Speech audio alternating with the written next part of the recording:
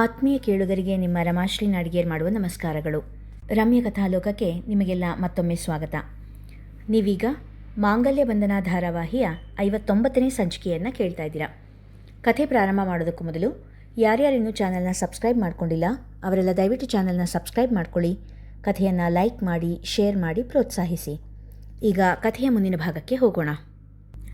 ಅಜ್ಜಿ, ಮುಕ್ತ ಅತ್ತೆನ ಮನೆಗೆ ಶಿಫ್ಟ್ ಮಾಡೋಕ್ಕೆ ಹೇಳಿದ್ರು ತಾನೆ ಡಾಕ್ಟರ್?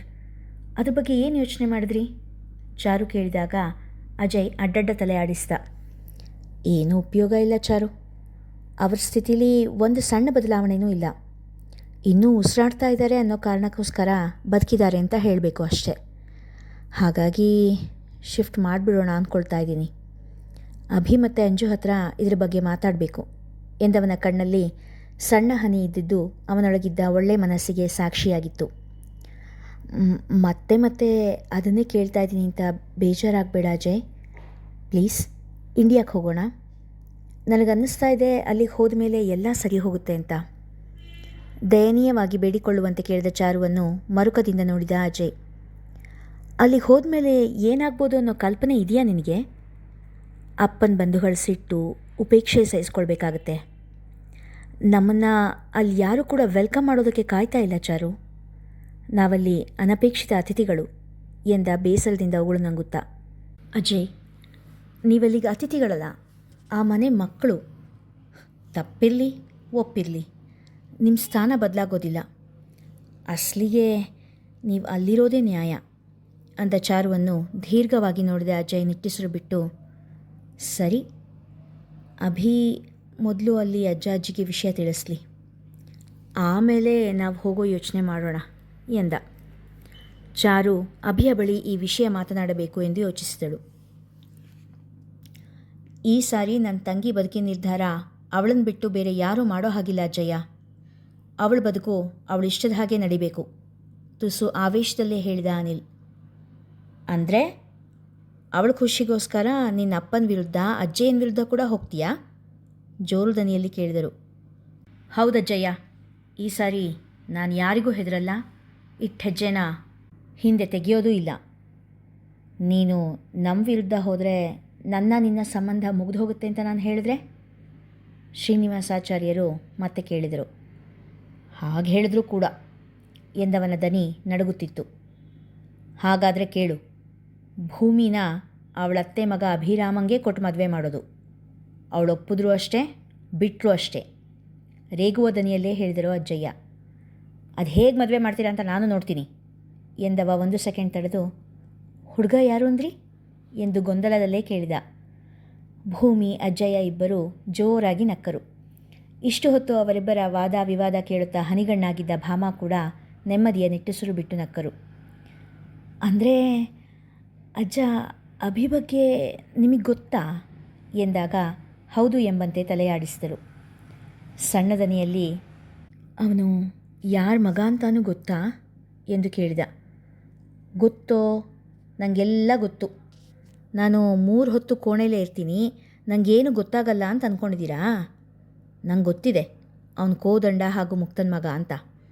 ಅವತ್ತು ನೀನು ಮತ್ತು ನಿಮ್ಮಪ್ಪ ಮಾತಾಡಬೇಕಾದ್ರೆ ಎಲ್ಲ ಕೇಳಿಸ್ಕೊಂಡೆ ನಾನು. ಯೋಚನೆ ಮಾಡಬೇಡ, ನಿಮ್ಮಪ್ಪ ಒಪ್ಪದೇ ಇದ್ರೇನೋ, ಅವನಪ್ಪ ನಾನು ಮುಂದೆ ನಿಂತು ಈ ಮದುವೆ ಮಾಡಿಸ್ತೀನಿ ಹೇಳಿದಾಗ ಓಡಿ ಬಂದ ಅನಿಲ ಅಜ್ಜಯ್ಯನ ಕಾಲ ಕೆಳಗೆ ಕುಸಿದ. ಅಜ್ಜಯ್ಯ, ತುಂಬ ಹೆದರಿದ್ದೆ, ಮತ್ತೆ ಭೂಮಿಗೆಲ್ಲಿ ಮೋಸ ಆಗುತ್ತೋ ಅಂತ. ಅಪ್ಪ ಒಪ್ಪದೆ ಹೇಗೆ ಮದುವೆ ಮಾಡೋದು ಅಂತ. ಈಗ ಪೂರ್ತಿ ಪ್ರಪಂಚನೇ ಬೇಕಾದರೂ ಎದುರಿಸಿ ನಮ್ಮ ಭೂಮಿ ಹಾಗೂ ಅಭಿ ಮದುವೆನ ಮಾಡಿಸೋ ಧೈರ್ಯ ಬಂದಿದೆ ಎಂದವನ ಕಣ್ಣಲ್ಲಿ ಇದ್ದದ್ದು ಕೃತಜ್ಞತೆಯ ಕಣ್ಣೀರು. ಭೂಮಿ ಅನಿಲ್ನ ಜೊತೆ ಬರುತ್ತಿರುವುದನ್ನು ದೂರದಿಂದಲೇ ನೋಡಿದ ಅಭಿಯ ಎದೆ ಢವಢವಿಸತೊಡಗಿತ್ತು. ಧಮನಿಯು ಭೂಮಿಯ ಹೆಸರನ್ನೇ ಜಪಿಸತೊಡಗಿತ್ತು. ಅಭಿ ಎನ್ನುತ್ತಾ ಬಂದ ಭೂಮಿ ಸೀದಾ ಅವನ ತೋಳತು ಸೇರಿದ್ದಳು. ಇನ್ನೆಂದೂ ಅಗಲದಾರೆನೋ ಎಂಬಂತೆ ಅವಳನ್ನು ತನ್ನ ಎದೆಗೂಡಿನಲ್ಲೇ ಬಚ್ಚಿಡುವಂತೆ ಅವಳನ್ನು ತಬ್ಬಿದನು ಅಭಿ. ಅಭಿಯ ಎದೆ ಪೂರ್ತಿ ಭೂಮಿಯ ಕಣ್ಣೀರಿನಿಂದ ಒದ್ದೆಯಾಗಿತ್ತು. ಅವಳ ದುಃಖ ಕಂಡ ಅಭಿಯ ಕಣ್ಣು ಹಸಿಯಾದರೆ ಅನಿಲ್ನ ಕಣ್ಣಂಚು ಕೂಡ ಒದ್ದೆಯಾಗಿತ್ತು. ಅವಳ ಎದೆಯೊಳಗೆ ಮಡುಗಟ್ಟಿದ್ದ ದುಃಖವೆಲ್ಲ ಕಣ್ಣೀರಾಗಿ ಹರಿದು ಹೋಗಲಿ ಎಂದು ಸ್ವಲ್ಪ ಹೊತ್ತು ಅವಳನ್ನು ಅಳಲು ಬಿಟ್ಟ ಅಭಿ. ಆದರೆ ಅವಳ ಬಿಕ್ಕುವಿಕೆ ಕಡಿಮೆಯಾಗುವ ಲಕ್ಷಣ ಕಾಣದೇ ಹೋದಾಗ, ಅನಿಲ, ಭೂಮಿ ಎಷ್ಟೊತ್ತಿಗೆ ಬರ್ತಾಳೆ? ಅವಳನ್ನು ಯಾಕೆ ಕರ್ಕೊಂಡು ಬರಲಿಲ್ಲ ಎಂದ ಜೋರಾಗಿ. ಭೂಮಿ ಅಚ್ಚರಿಯಿಂದ ಅಭಿಯ ಮುಖ ನೋಡಿದಳು. ಅನಿಲ ಕೂಡ ಅಭಿಯ ಮಾತಿನ ಅರ್ಥ ತಿಳಿಯದೆ ಅವನನ್ನೇ ನೋಡಿದ. ಅಲ್ಲ, ಸಂಪತ್ತಿಗೆ ಸವಾಲಿನ ದುರ್ಗಿಯಾಗಿದ್ದು ನನ್ನ ಭೂಮಿ ಬದಲಿಗೆ ಯಾವುದೋ ಅಳಮುಂಜಿ ಹುಡುಗಿನ ಕರ್ಕೊಂಡು ಬಂದುಬಿಡ್ತೀಯಾ? ಏನೋ ಹುಡುಗಿ ಮುದ್ದಾಗಿದೆ ಅಂತ ತಪ್ಕೊಂಡ್ರೆ ನನ್ನ ಶರ್ಟೆಲ್ಲ ಹಾಳು ಮಾಡಿಬಿಡ್ತು ಈ ಹುಡುಗಿ. ಬೇಗ ನನ್ನ ದುರ್ಗಿನ ಬರೋಕ್ಕೆ ಹೇಳಪ್ಪ ಎಂದ ಅಭಿ. ಅಭಿಯ ಎದೆ ಮೇಲೆ ಪಟಪಟನೆ ಗುದ್ದುಗಳು ಬಿದ್ದವು. ಮುದ್ದಾಗಿದ್ದರೆ ಯಾವುದೇ ಹುಡುಗಿನ ಬೇಕಾದರೂ ಹೀಗೆ ಅಪ್ಕೊಳ್ತೀಯಾ ಎಂದು ಹೇಳುತ್ತಾ ಅಭಿಯನ್ನು ದುಡಿದಳು. ಅವರಿಬ್ಬರ ರೀತಿಗೆ ನಗುತ್ತಾ ಮುದ್ದಾದ ಜೋಡಿಯನ್ನು ಅವರ ಪಾಡಿಗೆ ಇರಲು ಬಿಟ್ಟು ಅಲ್ಲಿಂದ ಗುಡ್ಡ ಏರಿ ಹೊರಟ ಅನಿಲ. ಅವ್ರು ಬೇಡ ಅಂದರೆ ನೀವು ಬಿಟ್ಟು ಬಂದುಬಿಟ್ರಾ? ಅದು ಹೇಗೆ ನನ್ನನ್ನು ಮದುವೆ ಆಗಲ್ಲ ಅಂತಾನೆ ಅನಿಲ? ನಾನು ಪಂಚಾಯತಿ ಸೇರಿಸ್ತೀನಿ. ಅವನು ನನ್ನನ್ನು ಮದುವೆ ಆಗಲೇಬೇಕು ಸಿಟ್ಟಿನಿಂದ ಹೇಳುತ್ತಿದ್ದಳು ಸಿಂಧು. ಅನಿಲ್ನಿಂದ ಪೆಟ್ಟು ತಿಂದು ಸಿಟ್ಟಿನಿಂದ ಕುದಿಯುತ್ತಾ ಮನೆಗೆ ಬಂದವಳಿಗೆ ತನ್ನ ಅನಿಲನ ಮದುವೆಗೆ ಅನಿಲ್ನ ಮನೆಯವರು ನಿರಾಕರಿಸಿದ್ದು ಕೇಳಿ ಹೆಡೆದುಳಿಸಿಕೊಂಡ ನಾಗಿಣಿಯಂತೆ ಫೂತ್ಕರಿಸುತ್ತಿದ್ದಳು. ಸಾವಿತ್ರಿ, ನಿನ್ನ ಮಗಳಿಗೆ ಬಾಯಿ ಮುಚ್ಕೊಂಡಿರೋಕೆ ಹೇಳು. ಈಗಾಗಿರೋ ಅನಾಹುತ ಸಾಲದೇನು? ಇನ್ನೂ ಪಂಚಾಯತಿ ಸೇರಿಸಿ ನಮ್ಮ ಮರ್ಯಾದೆನ ನಾವೇ ಹರಾಜು ಹಾಕ್ಕೊಳ್ಬೇಕೇನೋ? ವಾಮನಾಚಾರ್ಯರು ತಮ್ಮ ಪತ್ನಿಗೆ ಹೇಳಿದರು. ಮೊದಲಿನಿಂದಲೂ ತನ್ನ ಮಗಳ ನಡವಳಿಕೆ ಅವರಿಗೆ ಸರಿ ಬರುತ್ತಲೇ ಇರಲಿಲ್ಲ. ಈಗ ಅವಳು ಭೂಮಿಯ ವಿಷಯದಲ್ಲಿ ಮಾಡಿರುವ ಅವಾಂತರ ತಿಳಿದು ಅವಳ ನೆರಳು ಕಂಡರೂ ಕೂಡ ಸಿಡಿದು ಬೀಳುವಂತೆ ಆಗಿದ್ದರು. ಯಾಕ್ರೀ, ಯಾಕೆ ಸುಮ್ಮನಿರಬೇಕು ಅಂತ? ಅದು ಹೇಗೆ ಅವ್ರು ನಮ್ಮ ಹುಡುಗಿನ ಬೇಡ ಅಂತ ಹೇಳ್ತಾರೆ? ಎಷ್ಟು ವರ್ಷದಿಂದ ಈ ಸಂಬಂಧನ ನೆಚ್ಕೊಂಡು ಕೂತಿರೋದು ಅವ್ರಿಗೆ ಗೊತ್ತಿಲ್ವೇನೋ? ನಾನು ನಿನ್ನ ಜೊತೆಗಿದ್ದೀನಿ ಮಗಳೇ. ಹಳ್ಳಿ ಹುಡುಗಿ, ನಾವು ಮೆತ್ತನೆ ಜನ ಅಂದ್ಕೊಂಡು ರಾಡಿದ್ದೆ ಆಟ ಅಂದ್ಕೊಂಡ್ಬಿಟ್ಟಿದ್ದಾರೆ. 4 ಜನ ಹಿರಿಯರೆದ್ರಿಗೆ ಈ ವಿಷಯ ಇಟ್ಟರೆ ಅವರು ಬುದ್ಧಿ ಹೇಳ್ತಾರೆ. ಪಂಚರ ಮಾತಿಗೆ ಬೆಲೆ ಕೊಟ್ಟಾದರೂ ಅನಿಲ ನಮ್ಮ ಸಿಂಧು ಕುತ್ತಿಗೆಗೆ ತಾಳಿ ಬಿಗಿಲೇಬೇಕಾಗುತ್ತೆ. ಮಗಳ ರೀತಿಯಲ್ಲೇ ಮಾತನಾಡತೊಡಗಿದರು ಸಾವಿತ್ರಮ್ಮ. ಅವಳಂತೂ ಚಿಕ್ಕೋಳು, ಬುದ್ಧಿ ಇಲ್ದೋಳು ಅಂದರೆ ನಿಂಗೂ ಬುದ್ಧಿ ಇಲ್ವೇನೆ? ಹಾಗೆಲ್ಲ ಬಲವಂತದಿಂದ ಮದುವೆ ಮಾಡೋಕ್ಕಾಗುತ್ತೇನೆ? ಇದು ಜೀವನ, 3 ಗಂಟೆ ಸಿನಿಮಾ ಅಲ್ಲ. ಬೇರೆ ಯಾರ್ದೋ ಮಾತಿಗೆ ಬೆಲೆ ಕೊಟ್ಟು ಮದುವೆ ಆಗೋದಕ್ಕೆ. ಅನಿಲ ಮದುವೆ ಆಗಲ್ಲ ಅಂತ ನಿಶ್ಚಯ ಮಾಡಿಬಿಟ್ರೆ ಯಾರೂ ಏನೂ ಮಾಡೋದಕ್ಕಾಗೋದಿಲ್ಲ. ತಲೆಗೆ ಗನ್ಗುರಿ ಇಟ್ಟೋ ಕುತ್ತಿಗೆ ಕತ್ತಿ ಇಟ್ಟೋ ತಾಳಿ ಕಟ್ಸೋಕ್ಕಾಗುತ್ತಾ? ಅವನು ಮೇಜರು. ಪೊಲೀಸು, ಕೋರ್ಟು ಎಲ್ಲ ಇರೋ ಕಾಲ ಇದು. ನೀನು ಹುಚ್ಚುಚ್ಚಾಗಾಡಿ ಆ ಹುಡುಗಿ ಬುದ್ಧಿ ಕೆಡಿಸ್ಬೇಡ. ಇನ್ನೂ ಈ ಸಂಬಂಧದ ಆಸೆ ಕೈ ಬಿಡಬೇಕು ಅಷ್ಟೇ ಎಂದ ವಾಮನಾಚಾರ್ಯರಿಗೆ ಕೊನೆ ಮಾತನ್ನು ಹೇಳುವಾಗ ದುಃಖ ಉಕ್ಕಿ ಬಂದಿತ್ತು. ಸಾವಿತ್ರಮ್ಮನವರಿಗೂ ತಮ್ಮ ಪತಿಯ ಮಾತಿನಲ್ಲಿ ಇದ್ದ ಸತ್ಯದ ಅರಿವಾಗಿತ್ತು. ಆವೇಶ ಕಡಿಮೆಯಾಗಿ ಅಳು ಉಕ್ಕಿ ಬಂದಿತ್ತು. ಅಪ್ಪ ಅಮ್ಮ ಇಬ್ಬರು ಮೆತ್ತಗಾಗಿದ್ದನ್ನು ಕಂಡ ಸಿಂಧು ಕೂಡ ಅಳಲು ಶುರು ಮಾಡಿದಳು. ಗೋಡೆಗೆ ಒರಗಿ ಕೂತು ಕಣ್ಣೀರು ಕರೆಯುತ್ತಿದ್ದ ಸಿಂಧುವನ್ನು ಕಂಡು ವಾಮನಾಚಾರ್ಯರಿಗೂ ಕರಳಲ್ಲಿ ಕತ್ತರಿ ಆಡಿಸಿದಂತಾಗಿತ್ತು. ಹೆಂಡತಿಯ ಕಡೆ ತಿರುಗಿ ಮಗಳನ್ನು ಸಮಾಧಾನ ಮಾಡುವಂತೆ ಸನ್ನೆ ಮಾಡಿದರು. ಸಾವಿತ್ರಮ್ಮ ಸಿಂಧುವಿನ ಪಕ್ಕ ಬಂದು ಕುಳಿತುಕೊಂಡರು. ಅವರ ಮಡಿಲಲ್ಲಿ ತಲೆ ಇಟ್ಟ ಸಿಂಧು, ಅಮ್ಮ, ನಂಗೆ ಅನಿಲ ಬೇಕಮ್ಮ. ನಾನು ತುಂಬ ಪ್ರೀತಿಸ್ತೀನಿ. ಅವನಿಲ್ಲದೆ ನಂಗೆ ಬದುಕೋಕ್ಕೆ ಸಾಧ್ಯನೇ ಇಲ್ಲ ಅಮ್ಮ. ಹೇಗಾದರೂ ಮಾಡೋನು ಒಪ್ಸಮ್ಮ ಎಂದು ರೋಧಿಸತೊಡಗಿದಳು. ಎದೆಯುದ್ದ ಬೆಳೆದ ಮಗಳು ಬಿಕ್ಕಿ ಬಿಕ್ಕಿ ಅಳುತ್ತಿದ್ದನ್ನು ಕಂಡ ವಾಮನಾಚಾರ್ಯ, ಸಾವಿತ್ರಮ್ಮ ಅವರ ಕಣ್ಗಳು ಕೂಡ ಕಣ್ಣೀರ ಧಾರೆ ಸುರಿಸುತ್ತಿದ್ದವು. ಅತ್ತೆ ಅತ್ತೆ ಅತ್ತೆ ಅಳುತ್ತಾ ಮನೆಯ ಹೊಸ್ತಿಲು ದಾಟಿದ್ದಳು ಸಿಂಧು. ಭಾಮ ಅಳುತ್ತಾ ಬಂದ ಸಿಂಧುವನ್ನು ನೋಡಿ ಮುಖ ಗಂಟು ಹಾಕಿದರು. ಅತ್ತೆ, ನನ್ನ ತಪ್ಪಾಯ್ತತ್ತೆ. ಇನ್ಮೇಲೆ ಭೂಮಿನ ನಾನು ಒಡಹುಟ್ಟಿದವಳ ಹಾಗೇ ನೋಡ್ತೀನತ್ತೆ. ಪ್ಲೀಸ್ ಅತ್ತೆ, ಅನಿಲಂಗೆ ನಾನು ಮದುವೆ ಮಾಡ್ಕೊತ ಹೇಳಿ ಅತ್ತೆ. ಭಾಮ ಅವರನ್ನು ನೋಡಿ ಗೋಗರಿಯತೊಡಗಿದಳು. ಅಲ್ಲೇ ನಿಂತಿದ್ದ ಭೂಮಿಯನ್ನು ಕಂಡು, ಭೂಮಿ ಪ್ಲೀಸ್ ಕಣೆ, ನಾನು ನಿನ್ನ ಫ್ರೆಂಡ್ ತಾನೆ, ನಿಮ್ಮ ಅಣ್ಣಂಗೆ ಹೇಳೆ ಎಂದಳು. ಭೂಮಿ ಏನೂ ಮಾತನಾಡದೆ ತನ್ನ ಕೋಣೆಯ ಕಡೆ ನಡೆದು ಬಿಟ್ಟಳು. ಭಾಮ ಅವಳ ಬಳಿ ಏನೂ ಮಾತನಾಡದೆ ಮುಖ ತಿರುಗಿಸಿದರು. ಅವರಿಗೆ ಈಗ ಸಿಂಧು ಹರಿಸುತ್ತಿರುವ ಕಣ್ಣೀರಿಗಿಂತ ಭೂಮಿ ಇಷ್ಟು ದಿನಗಳ ಕಾಲ ಹರಿಸಿದ ಕಣ್ಣೀರೇ ಹೆಚ್ಚೆನಿಸಿತು. ಅತ್ತೆ ತನ್ನ ಪರ ನಿಲ್ಲಲಾರರು ಎನಿಸಿದಾಗ ಮಾವ ಜಗನ್ನಾಥ ಅವರ ಬಳಿ ಓಡಿದಳು. ಅವರು ಆಗಷ್ಟೇ ಮಡಿ ಸ್ನಾನ ಮಾಡಿ ಬಂದು ದೇವರ ಪೂಜೆಗೆ ಸಿದ್ಧ ಮಾಡಿಕೊಳ್ಳುತ್ತಿದ್ದರು. ಮಾವ, ನೀವಾದರೂ ಅನಿಲಂಗೆ ಹೇಳಿ ಮಾವ, ನನ್ನಿಂದ ತಪ್ಪಾಗಿದೆ, ಒಪ್ಕೊಳ್ತೀನಿ. ಇನ್ಮೇಲೆ ಆ ತಪ್ಪು ಮಾಡಲ್ಲ, ಪ್ಲೀಸ್ ಮಾವ. ಜಗನ್ನಾಥ ಅವರು ಸಿಂಧುವಿನ ಮುಖ ನೋಡಿದರು. ಅತ್ತು ಕಣ್ಣೆಲ್ಲ ಬಾತಿತ್ತು. ಕೆನ್ನೆಯೆಲ್ಲ ಕೆಂಪಗಾಗಿತ್ತು. ದನಿ ಪೂರ್ತಿ ಒಡೆದು ಹೋಗಿತ್ತು. ತಲೆ ಕೆದರಿ ಹೋಗಿ ಹಚ್ಚಿದ್ದ ಕುಂಕುಮ ಕಲಸಿ ಹೋಗಿದ್ದರ ಪರಿವೆಯೇ ಇಲ್ಲದೆ ಓಡಿ ಬಂದಿದ್ದ ಹೆಣ್ಣಿನ ಸ್ಥಿತಿಗೆ ಅವರ ಮನ ಮರುಗಿತ್ತು. ಸಿಂಧು, ಅಳಬೇಡಮ್ಮ, ನಾನು ಅನಿಲನ ಹತ್ರ ಮಾತಾಡ್ತೀನಿ. ಎಂದವರೇ ದೇವರ ಮನೆಯಿಂದ ಹೆಜ್ಜೆ ಹೊರಗೆ ಇಟ್ಟರು. ರೀ, ಏನು ಮಾತಾಡ್ತಾ ಇದ್ದೀರಾ?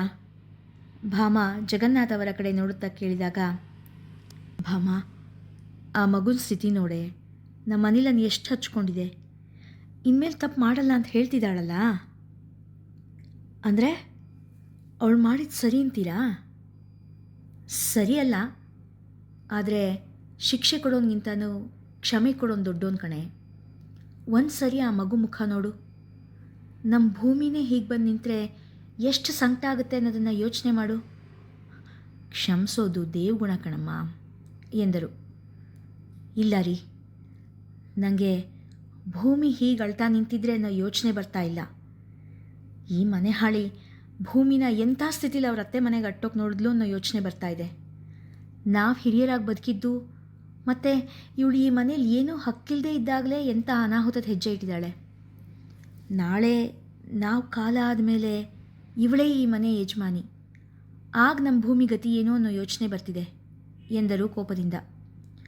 ಅವರಿಗೆ ತಮ್ಮ ಮಗಳ ಮೇಲೆ ಕಾರಣವೇ ಇಲ್ಲದೆ ದೇಶ ಕಾರುತ್ತಿರುವ ಸಿಂಧುವಿನ ಮೇಲೆ ಅಸಾಧ್ಯ ಕೋಪವಿತ್ತು. ನಾನು ದೇವತೆ ಅಲ್ಲ ರೀ, ಯಕಶ್ಚಿತ್ ಮನುಷ್ಯಳು.